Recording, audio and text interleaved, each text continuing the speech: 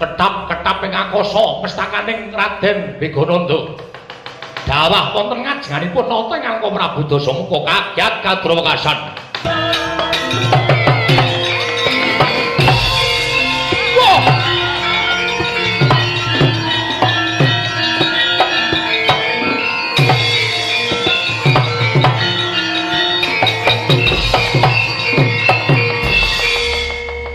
Ana sirah tiba ning arep aku. Iki sapa iki? Mbak menawi menika mestakanipun prajurit Gusti. Manggah pratri mresani. Mbak menawi panjenengan tepangan mestakan menika. Wah, ora pati dukung. Wedrajit. Oh. Wah, darah. Oh, aku ger. Wedrajit.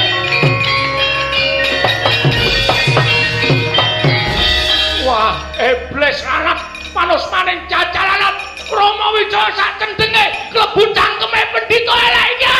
Bocah kowe. Bocah. Bocah kowe iblis.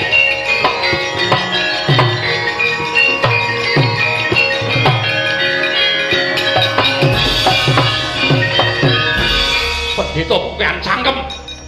Nduk bosok kowe. Jabamu putih ning jeromu mambu iblis. Ora wangun kowe urip suwita marang Dasamuka. Wah, jueng-jueng raimu modar kowe. Waduh. Getihipun niprat wonten ing jari kula. Sampeyan jaman melu. Sampeyan jaman melu. Oh, keplok dampar modar sampeyan. Oh, iki sampun boten. Waduh. Wah, Indrajit. Waduh, kowe tekaning pati. Indrajit, kowe wong digdaya le. Kowe wong dokdeng, kowe wong sekti. Aku mau kowe tekaning pati. Ayo, maju meneh.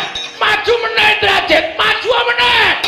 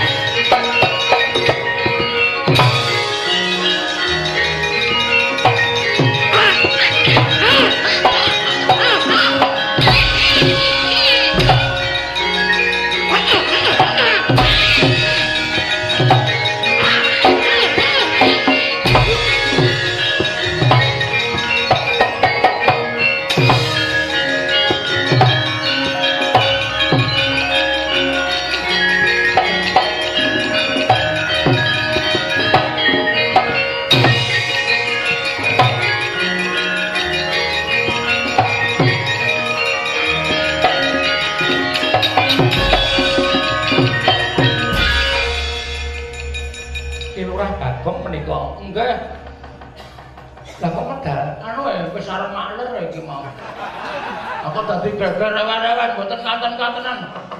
Wonten menapa anu? Enten wong ngemot napa niku? Ngemot menapa? Anu niku lho, mestakane sapa niku sing bar tunggal sing mau sinten? Putra Ngangka Raden Indrajit. Ah, nggih. Ora kepanah kalih Raden Lesmana.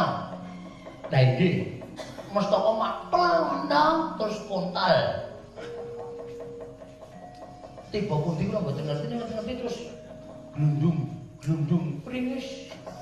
Iki gawa pusaka anggere monyok cuak-cuak dudul dadane jrek mati, monyok dudul dadane mati.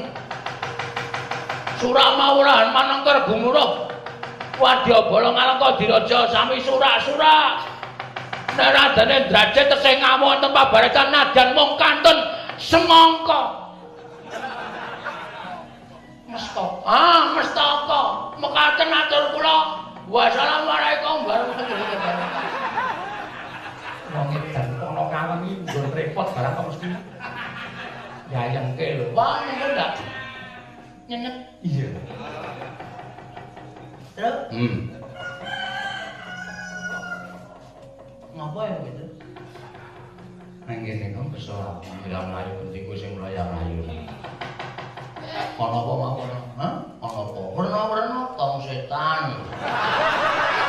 Kok kepruk modar ora. Ya wong paten-patenan nganggon peperangan munyuk matane buta, buta matane munyuk. Drajit. Drajit.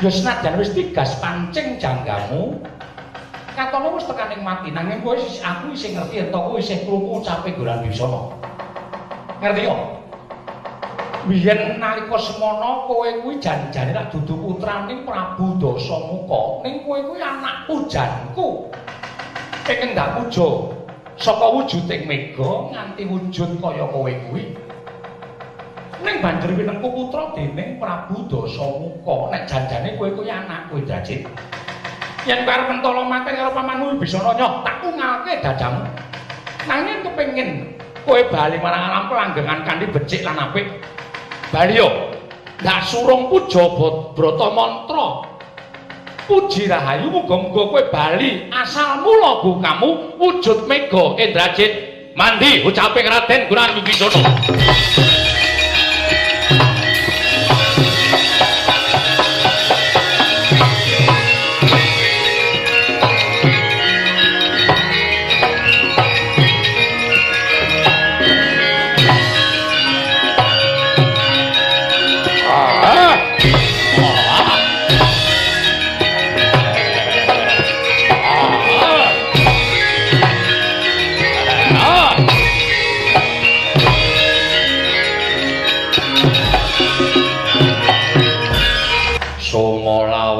Sumalana wonten dawuh Gustiwati wonten dawuh aku didapuk dadi senopati iya keparengipun mara kowe dadi senopati pengapit ngampingi budaling senopati patih Kulantani sapa sing ketok kudu tok sirnake non ngestaken dawuh ayo Wadyabala Rampya ora-ora legane